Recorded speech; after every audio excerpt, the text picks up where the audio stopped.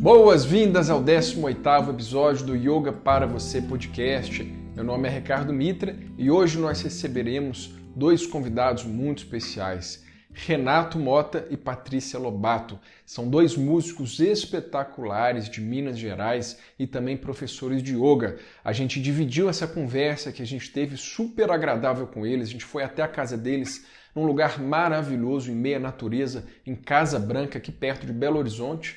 E a gente foi muito bem recebido na casa estúdio deles, onde eles fazem concertos de mantras, apresentações. São dois seres muito especiais, muito queridos, e a gente tem todo o prazer e a honra de apresentá-los para vocês. Nessa primeira parte da conversa, a gente conversa com eles sobre a relação do yoga com a música. Então receba de coração aberto Renato Mota e Patrícia Lobato. E estamos aqui hoje com um casal muito querido, muito especial, que a gente tem acompanhado aí nos últimos tempos, que é o Renato Mota e a Patrícia Lobato.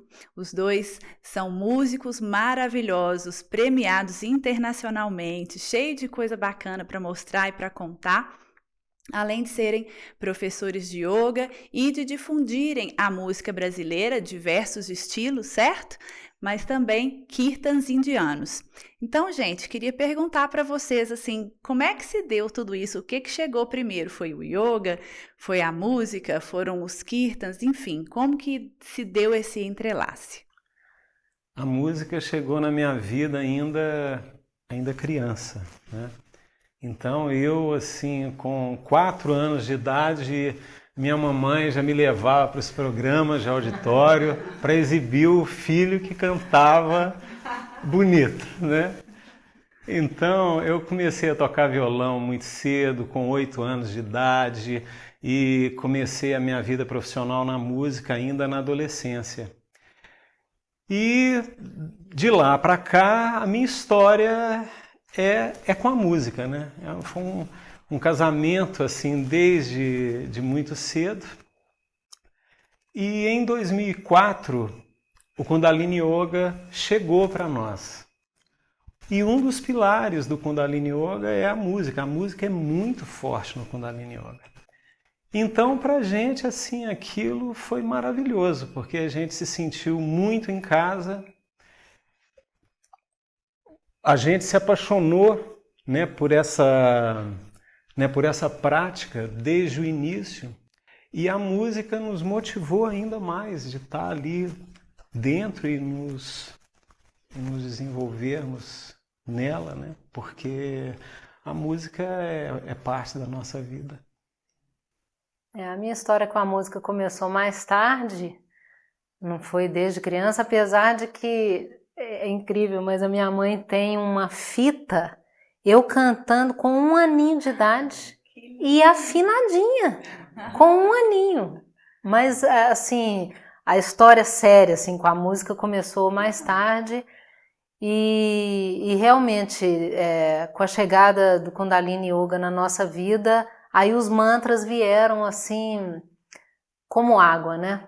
Tudo fluiu maravilhosamente bem, e foi uma outra vertente, porque até então a gente trabalhava muito na linha assim, da música brasileira, da música popular brasileira, e aí os mantras vieram assim de uma forma muito natural e foi uma maravilha.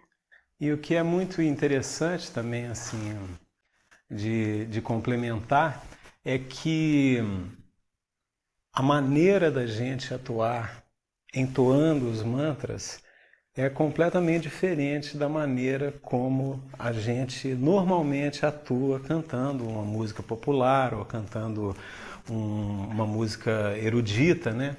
E a gente teve essas passagens, né? MPB, né? Contato com a música clássica, contato com o jazz, com a improvisação e tudo. Então, o mantra, ele tem assim uma particularidade, né? Que é você ser menos persona possível, né? É você buscar aquele canto mais neutro, né? Para que a sua alma se expresse mais e não muito essa persona, esse ego, né?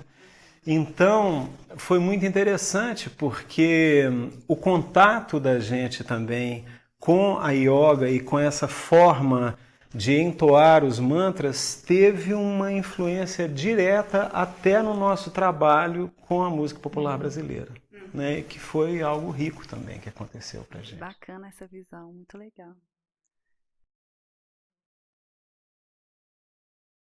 Parte do nosso público ele tem uma busca muito forte por meditação. A gente acaba que tem feito muito conteúdo, entregue várias visões diferentes do que é meditação. Então, a partir dessa sua fala e até do que a gente já sabia sobre os mantras e como vocês expõem de uma forma belíssima o mantra, como vocês enxergam mesmo o mantra como um caminho meditativo, como um caminho dentro do yoga? A mente humana é completamente fascinada pelo som.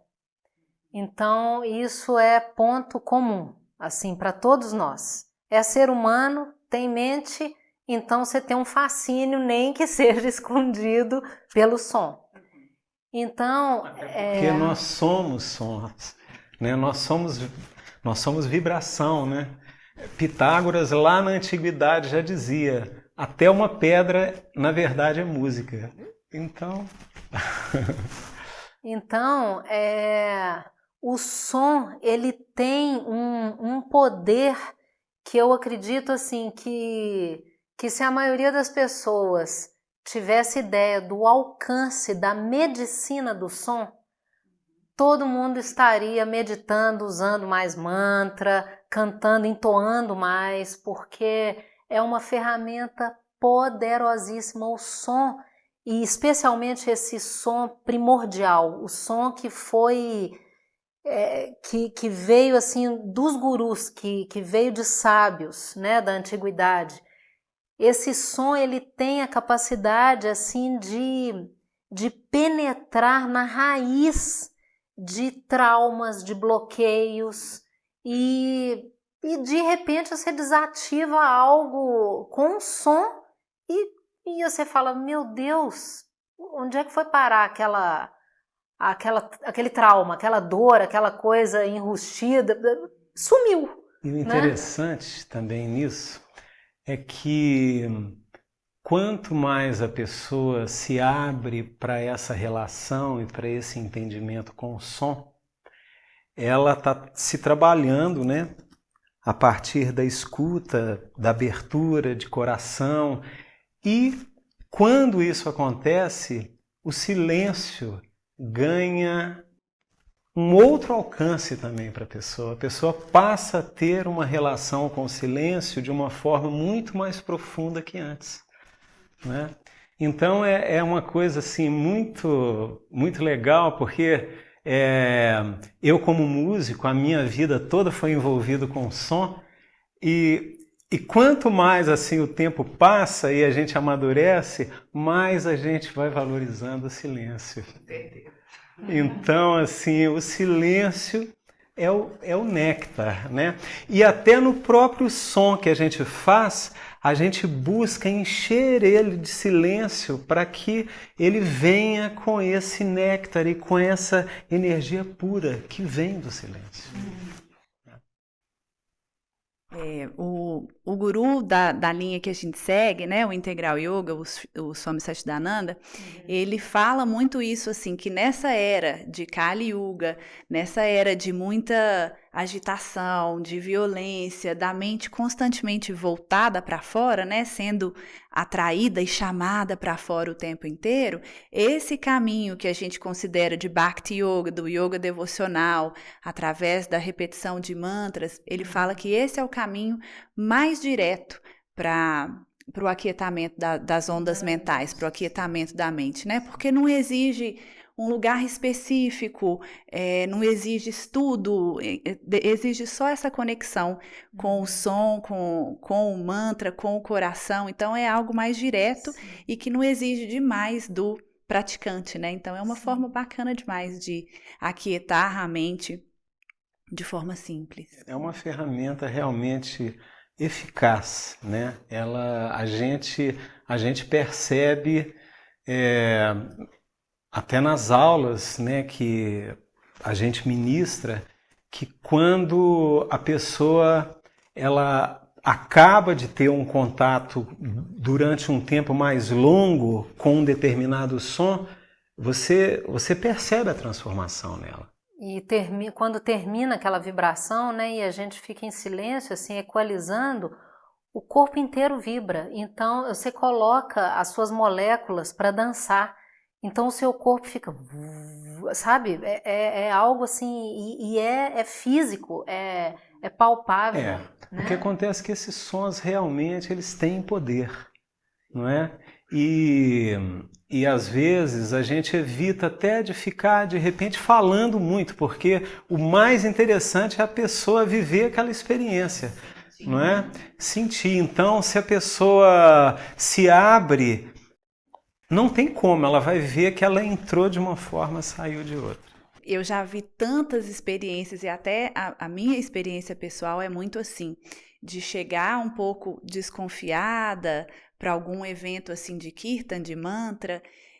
Eu no começo achava esquisito, confesso que eu achava muito esquisito, e aí de repente sentar ali, escutar aqueles mantras, cantar junto e chorar, mas um chorar gostoso, de limpeza, né? De purificação, de transformação. Então, eu acho esse um dos caminhos mais lindos, assim, eu gosto demais desse efeito e vi em mim e vejo em outras pessoas, assim, até mesmo no Kirtan que vocês fizeram no Jai Vida recentemente, muita gente veio me falar, fiquei emocionada, senti, chorei, e eu acho que isso é importante porque hoje em dia a sociedade não acolhe tanto isso mais, né? Nem essa transformação através do choro e essa coisa de sentir a vibração mesmo no corpo e permitir que essa emoção seja colocada para fora e transmutada. Então é fantástico. Sim. Bom demais. Verdade. Bom, assim como nós, vocês são um casal que vivem de yoga e também agora, na verdade não agora, mas vivem de música, certo? Como que vocês sentem que a prática, a filosofia, o viver do yoga e também a música como uma filosofia de vida, como ela influencia a relação de vocês? Como relacionar, o viver a vida a dois em casal é influenciado pela filosofia do yoga e pela música? Eu acho que a nossa relação com o yoga acaba sendo um bálsamo assim para a gente, né? O yoga, a meditação, isso hoje em dia, assim, para todo mundo é um descanso na loucura, não é? Então, eu acho que todo mundo precisa disso hoje em dia e acho que vai precisar cada vez mais. Então, quando você tem uma prática de casal nesse sentido, isso faz com que você estreite mais os laços, que você se aproxime mais do outro intimamente. Em essência, né? De você ter ali um casamento realmente de alma, né? Então, eu sinto que isso tudo acontece com a gente porque o yoga é um instrumento de autoconhecimento, não é? E se você pratica isso em casal, né? Você está ali junto, você está se fortalecendo, está se elevando, está se purificando, se vitalizando junto, e tudo isso é muito positivo, né? E a música traz aquela poesia, aquele encanto, não é? Que premia tudo isso de uma forma muito especial, que coroa isso, não é? Então, eu sou muito feliz assim com a minha vida junto da Patrícia, porque eu sinto que tudo isso enriquece, sabe, sobremaneira assim a nossa relação. Espero que vocês tenham gostado dessa nossa conversa. Para a gente foi muito agradável estar aqui na presença desse casal maravilhoso. E para quem quiser conhecer um pouquinho mais desse trabalho musical transcendental que vocês têm, como que as pessoas fazem para encontrar vocês? Então, basta acessar o nosso site, que é www.renatomotaepatricialobato.com. Lembrando que o Mota é M-O-T-H-A. Então tem essa dicasinha. E aí no nosso site nós temos a loja virtual com todos os discos. Eu sei que hoje em dia o disco não está muito em moda, mas nós somos das antigas, a gente adora disco. E mas a gente está na moda também, porque as plataformas digitais, elas possuem os estão nossos em todas as plataformas digitais. Mas quem quiser adquirir ainda, que vale a pena o disco, porque os nossos encartes são primorosos, são verdadeiras obrinhas de arte com pintura da Leonora Weissmann. Então, assim, olha, tem as letras, a ficha técnica, assim, quem ainda gosta de tato, né, de pegar, que bom, que beleza, experimentem. E as pessoas que preferem, né, as plataformas digitais, no Spotify, iTunes, Tidal, Deezer, estão todas aí carregadas com os nossos discos. Espero que você tenha gostado dessa nossa conversa super agradável com o Renato e com a Patrícia. Se você gostou, escreva aqui nos comentários o que fez mais sentido para você, se você está no YouTube, e não perca a segunda parte dessa nossa conversa, onde vamos falar sobre Kundalini Yoga. Se você está nos escutando no Apple Podcast, deixa um review, deixa uma avaliação de o que você está achando do nosso podcast. Se você está no Spotify, Deezer e ainda não conhece o nosso canal no YouTube, não deixe de visitá-lo. Forte abraço e até o próximo episódio.